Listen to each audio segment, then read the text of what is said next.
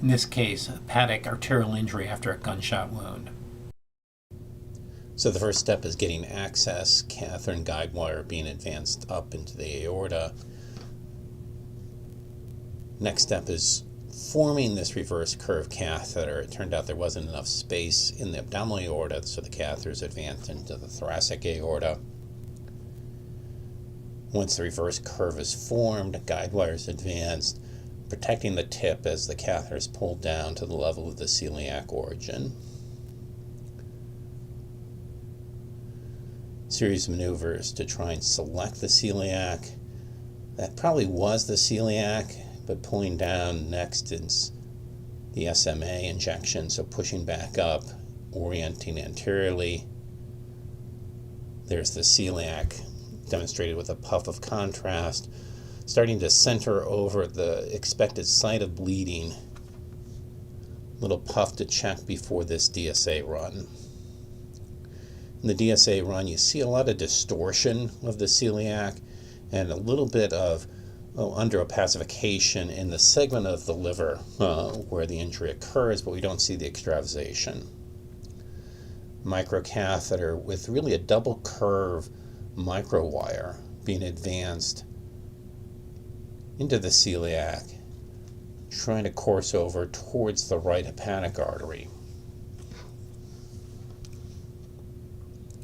Advancing the microcatheter, then the wire.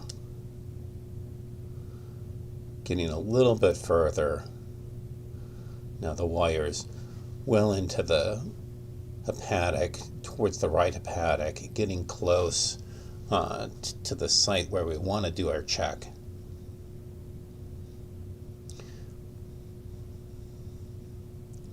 Trying to get a little bit further, given that we know a good portion of the anatomy by the prior CTA.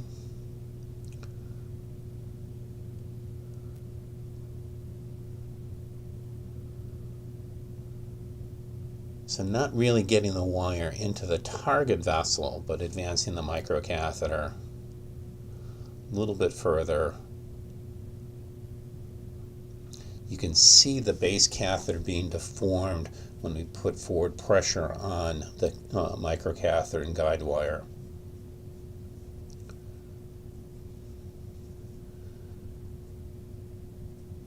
And now there's a check, and we're really at the base of the target vessel that we want to try and select. We don't see extravasation.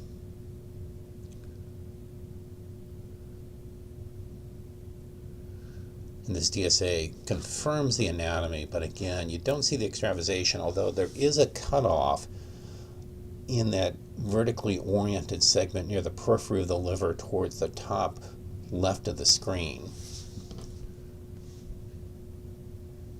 And now, still with the double curve guide wire, trying to direct it into that branch.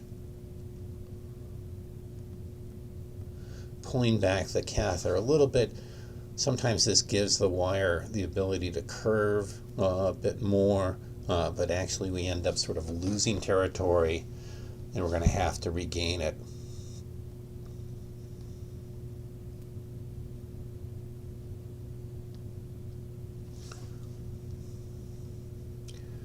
So again, a lot of probing with the guide wire, and it's starting to get clear that maybe this isn't the right catheter and guide wire combination to select this vessel.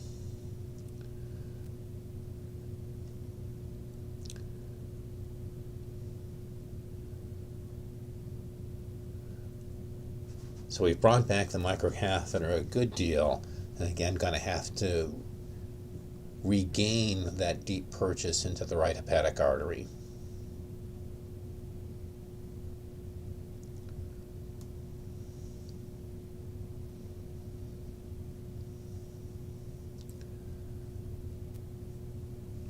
And definitely know that we want to point the tip of that guide wire up, because again, we check and understand the anatomy, but for some reason this wire just is not working.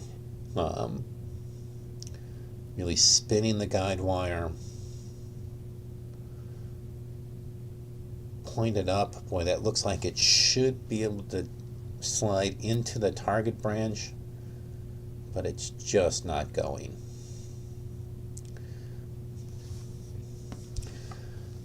And this is a good example of really sort of confirming that we really just don't have the right combination of catheter and guide wire to select this branch.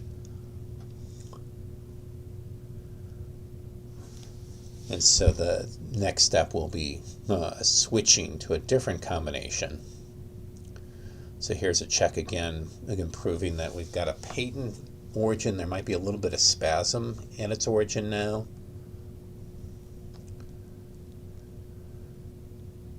But as soon as we switch to this guide wire with less of a curve, it immediately finds the branch, able to advance the microcatheter deep into that target branch.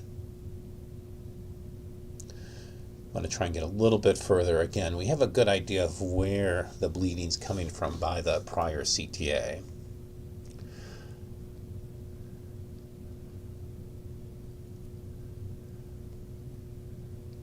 And now with this injection, yeah, you finally see the extravasation quite clearly. And the discussion is that whether we can try and coil on both sides or embolize on both sides of this bleed. And the feeling is no, we're going to use gel foam to get distally into that branch and then coil more proximally. So the first step is embolization with the gel foam slurry, and as we're embolizing, we see some reflux of contrast back along the course of the catheter and trying to minimize the flow into more proximal branches.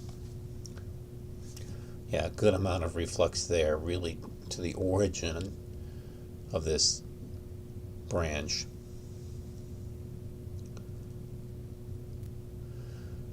And now we've cleared the catheter and starting to coil embolize.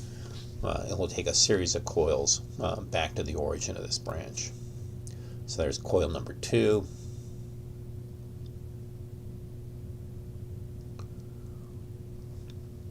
And coil number 3. Forming a pretty nice dense packing. Bringing the microcatheter back. Really unsheathing the last end of that coil.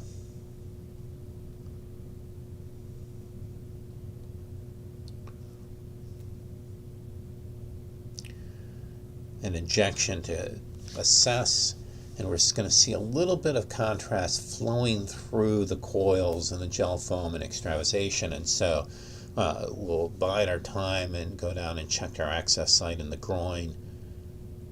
Let a little bit more time pass, then come back, repeat the DSA, and because it's been a couple minutes now, the coils and the gel foam, we now have complete occlusion with no further flow, no further extravasation.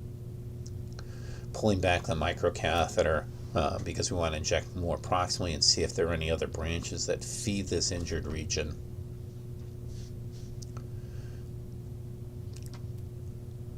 Puff followed by a DSA run.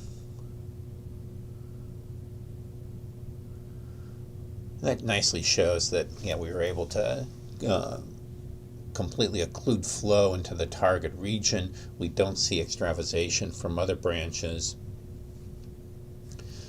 Going to pull back the microcatheter even further. Really try and get all the way back to the origin of the common hepatic. Switching angles, and this actually, in retrospect, it would have made a lot more sense to go to an RAO projection rather than LAO, because in this LAO projection, the liver really is overlapping on itself, but we don't see any extravasation. The microcatheter is pulled out, and we're unforming the reverse curve catheter and removing it.